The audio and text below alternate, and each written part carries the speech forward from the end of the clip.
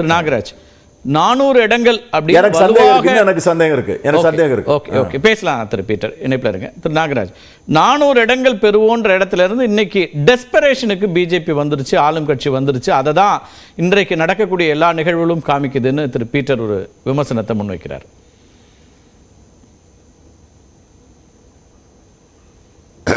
அனைவருக்கும் வணக்கம்.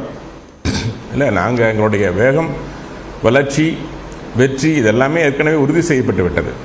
நாங்கள் எங்கள் பாரத பிரதமர் சொன்ன மாதிரி முதல் 5 ஆண்டுகள் கழிவுகளை அகற்ற சரியாக போய்விட்டது. அடுத்த 5 ஆண்டுகள் நாங்கள் அடித்தளத்தை அமைத்துக் கொண்டிருக்கின்றோம். இன்னைக்கு எங்களுடைய பணிகள் அடித்தளத்தை அமைக்கின்ற பணி நடந்து கொண்டிருக்கிறது. அதை சுருக்கமாக சொல்லலாம். எலக்ட்ரல் பாண்டுக்கு விஷயத்துக்கு வந்துட்டோம்னா அதில் ஒரு விஷயம் நான் குறிப்பிட விரும்புகிறேன். அதாவது சில சமயம் ஜனநாயகத்தை பின்பற்றுகிற முறை வளர்ச்சிக்கு, இந்தியன் வளர்ச்சிக்கு தடையா இருக்குதுன்னா அதுக்கு இந்த தீர்ப்பு உதாரணமாக சொல்ல முடியும். ஏனென்றால் இங்கே ஜனநாயகம் உண்மையிலேயே கருப்பு பணத்தை ஒழிப்பதற்கு தடையாக இருக்கிறதுன்னு ஆணித்தரமாக நான் சொல்ல முடியும். ஏன்னா இதுல முழுமையாக பணம் பேங்க்ல டிரான்ஸ்பர் ஆகுது. எங்கிருந்து வந்தது, யார் கொடுத்தார்கள், எப்படி இருந்தாலும் கூட பணம் என்பது முறையாக ஒயிட் மணியா போய் சேரும். ஆனா இதுவரை நடந்த தேர்தல்களில் கருப்பு பணம் எந்த அளவுக்கு விளையாடி இருக்கிறது, தேர்தல்களில் எவ்வளவு பணம் பிடிக்கப்பட்டது, இதெல்லாம் தனி வரலாறு. இன்னும் சொல்ல போனா இந்த தேர்தல் பாண்ட் விஷயங்கள்ல நீங்க ஒவ்வொரு கட்சிகளும் 2022-23 பார்த்தீங்கன்னா வாங்கிய நன்கொடையில 97.5% திரிணாமுல் காங்கிரஸ் பெற்றிருக்கிறது எலக்ட்ரோ பாண்ட் மூலமா. திமுக 86.31% பெற்றிருக்கிறது. ஒடிசா பிஜேடி 84% பெற்றிருக்கிறது. பிஆர்எஸ் 72% பெற்றிருக்கிறது. ஆக பார்த்தீங்கன்னா இந்த தேர்தல் பத்திரம் மூலமாக வெளிப்படைத்தன்மை என்பது தெளிவாக இருக்கிறது. இப்போ நீங்க கேட்கலாம், இதுல இன்னொரு உதாரணம் சொல்ல முடியும். நான் பாஜக 6566 கோடி பெற்றிருக்கிறது, அதிகபட்சமா பெற்றிருக்கிறது. காங்கிரஸ் 1123 கோடி பெற்றிருக்கிறது. அதேபோல திரிணாமுல் காங்கிரஸ் 1092 கோடி பெற்றிருக்கிறது. பிஜேடி 775 கோடி பெற்றிருக்கிறது. டிஎம்கே 617 கோடி பெற்றிருக்கிறது. பிஆர்எஸ் 384 கோடி பெற்றிருக்கிறது. இதுல எல்லாரும் சொல்றாங்க பாஜக அதிகம் பெற்றிருக்கிறது. உண்மை அதுவல்ல. நீ கம்பேர் பண்ணுங்க. பாஜக நின்ற தொகுதி 437. அதே போல திரிணாமுல் காங்கிரஸ் நின்ற தொகுதி 42. இந்த கம்பேரிசன் பாருங்க. எம்பி ஒரு ரீஜனல் பார்ட்டி 1123 கோடியை பெற்றிருக்கிற தேர்தல் பத்திரம் மூலமாக ஒரு தேசிய முழுமையாக 437 இடங்கள் பெற்ற சரியான இடத்துக்கு வந்திருக்கீங்க. காங்கிரஸ் 1123 கோடியை பெற்றிருக்கிறது. 428 இடங்கள்ல அவங்க போட்டிட்டு இருக்கிறாங்க. ஆனா ஒரு விஷயம் நீங்க பார்க்கணும், காங்கிரஸ்ல பல இடங்கள்ல கருப்பு பணம் புழக்க மாற்றம் இருந்தது. கருப்பு பணத்தால் தான் மாநிலங்களோட தேர்தலை சந்தித்தார்கள். அதனால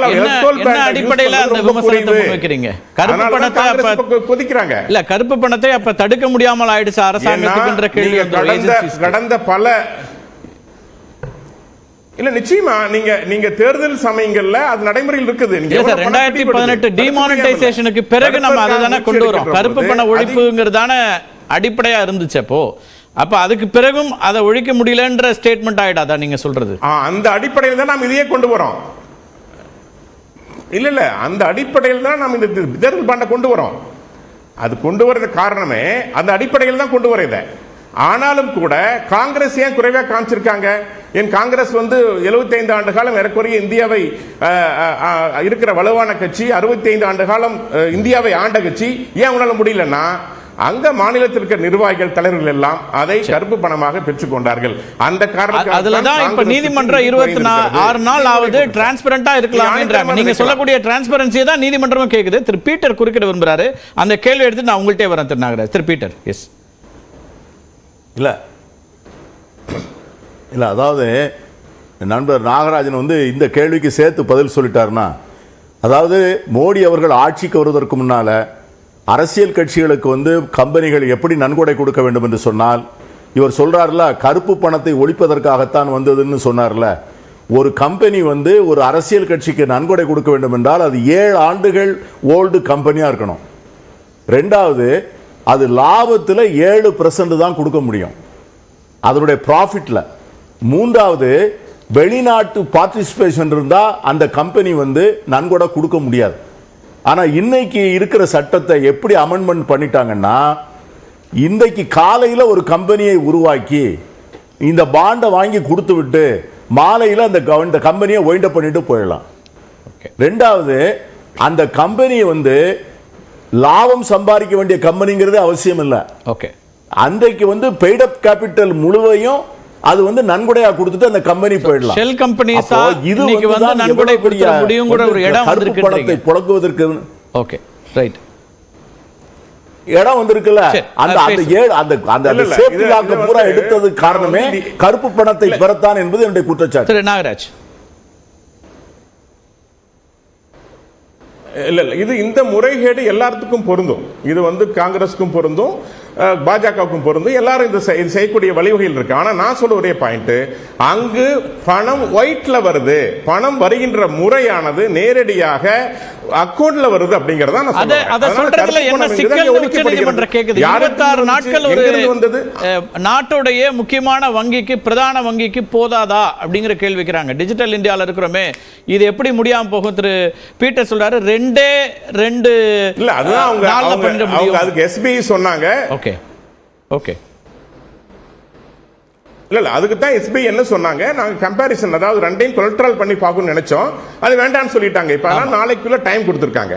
ஆனா இன்னொரு பாயிண்ட் நான் சொல்றேன். ஃபர்ஸ்ட் இத பத்தி உச்சநீதிமன்றம் ஆய்வு செய்கின்ற பொழுது இந்த வழக்கில் அவங்க சொன்ன பாயிண்ட், ஆளும் கட்சிக்கு சில பேர் வந்து நிதி கொடுப்பாங்க எலக்ட்ரோ பாண்ட்ல, சில பேர் எதிர்கட்சிக்கு கொடுப்பாங்க. ஆனா எதிர்கட்சிக்கு கொடுப்பது ஆளுங்கட்சிக்கு தெரிந்து புலனாய்வு மூலமாக தெரிந்து விட்டது என்றால் அது எதிர்கட்சிக்கு சிக்கலை ஏற்படுத்தும் ஒரு பாயிண்டை வச்சாங்க. இது முழுமையாக உச்சநீதிமன்ற தீர்ப்பானது வெளிப்படைத்தன்மை, ஜனநாயகம் இதுக்காக கொடுக்கப்பட்ட தீர்ப்பு ஒழிய இது வந்து ஒரு தவறான ஒரு உதாரணம், கருப்பு பணத்தை ஒழிப்பதற்கு எதிரானது அப்படிங்கிற மாதிரியான நிகழ்வா நீங்க இதை பார்க்கலாம்.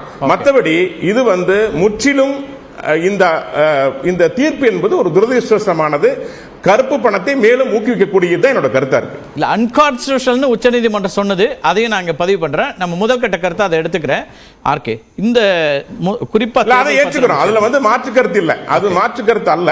ஓகே, அதே சமயம் இந்த தீர்ப்புடைய பின்னணி என்னங்கிறதை நான் பார்க்கணும். ஓகே, பேசலாம். ஆர்கே, இதை எப்படி பாக்குறீங்க? இந்த தேர்தல் பத்திர சிக்கல் அப்படிங்கிறது வந்து ஒரு பக்கம் இது வந்து கருப்பு பணத்தை ஒழிப்பதற்காக கொண்டு வரப்பட்ட முக்கியமானது. யாருக்கு என்ன வருதுன்னு வெளிப்படையா தெரியுதுங்க. வங்கி மூலம் போது எல்லாமே ஒயிட்டு தானேங்கிறார். அதான் எலக்ட்ரல் பாண்ட் நீங்க குறிப்பிட்ட மாதிரி இது கொண்டு வந்தது டிரான்ஸ்பரன்சிக்காக கொண்டு வந்த விஷயம். அப்ப நமக்கு ஏன் தெரியக்கூடாதுன்னு கேட்குறேன். எந்த கட்சி வந்து யார், எந்த கார்பரேட் வந்து எந்த கட்சிக்கு கொடுத்துன்னு எனக்கு ஏன் தெரியக்கூடாது? மக்களுக்கு ஏன் தெரியக்கூடாது? இவ்வளவுதான், சிம்பிள் கேள்விதான். இதே தான் சுப்ரீம் கோர்ட் இன்னைக்கும் கேட்டிருக்கிறது. என்ன கேட்டிருக்காரு ஜஸ்டிஸ் கண்ணா? என்ன சொல்றாரு? You say purchase details R kept in sealed cover, you just need to open the sealed cover and give details. இவ்வளவுதான் மேட்டர், இவ்வளவுதான். இதற்கு ஏன் எஸ்பிஐ தயங்குறது கேள்வி மட்டும்தான். என்னை பொறுத்தவரை வந்து எஸ்பிஐ ஏன் தயங்குறது என்றால், பாஜக அதுக்கு ஒரு கெடு விதித்துக் கொண்டு இவருக்கு ஒரு எக்ஸ்டென்ஷன் கொடுத்து, சிஎம்டிக்கு ஒரு எக்ஸ்டென்ஷன் கொடுத்து அவரை வைத்து விளையாடி கொண்டிருக்கிறது தான் நான் சொல்றேன். டிரான்ஸ்பரன்சி நீங்க சொல்றீங்க, ஓகே ஒத்துக்கிறேன். எலக்ட்ரல் பாண்ட்ஸ் மட்டும்தான் டிரான்ஸ்பரன்சி வரும், வேற ஒரு ரீதியிலையும் வந்து எலெக்ஷன் ஃபண்டிங்ல டிரான்ஸ்பரன்சி வராதுன்னு நான் ஒத்துக்கிறேன். ஓகே, ஆனால் அந்த டிரான்ஸ்பரண்ட் ப்ராசஸை வந்து ஏன் ஒரு ஓட்டர் தெரியக்கூடாது, அந்த கேள்விக்கு பாஜக நீங்க பதில் வாங்கிட்டு வாங்க. ஓகே.